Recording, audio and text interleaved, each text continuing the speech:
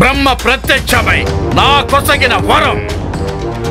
గురుడి గంధర్వ యక్షకిన్నెర దేవ నాగుల వల్ల నాకు మరణం లేకుండా, అది ధర్మానుసారం, శాస్త్రానుసారం, వేద సూత్రాలను అనుసరించి నా కొసగినది. అటులా సాధించినది ఈ అధికారం. అదే నా అహంకారం. ఇది నా మహోగ్ర తపశక్తికి ఒక అలంకారం.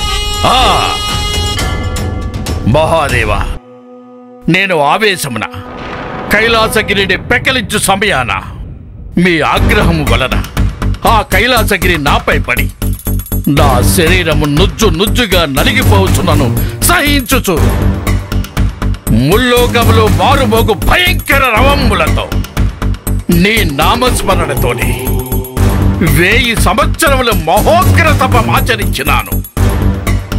మిమ్మలను మెప్పించినాను. నీవు కరుణించి నా కొసగిన శస్త్రం చంద్రహాసం. మీ వలనే కదా శివ ఈ దశగ్రీవుడు రావణాసురుడిగా ముల్లోకాలలో ప్రసిద్ధికెక్కినాడు.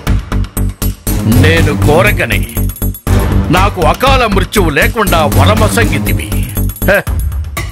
నా ప్రేములనే వీణా తంత్రులుగా చేసి రుద్రవీణా గానంతో మిమ్మల్ని మెప్పించి ఆత్మలింగం సాధించిన ఏకైక శివభక్తుడను. ప్రతి నిత్యం ఏకకాలమున సహస్ర లింగార్చన చేయగల ఏకైక శివభక్తుడను. సర్వలోకాలలో ఏ భక్తుడికి సాధ్యమైంది ఈ రావణాసురుడికి తప్ప. అదే నా అహంకారం. అది శివాంకితమైన నా అపార శివభక్తికి ఒక అలంకారం.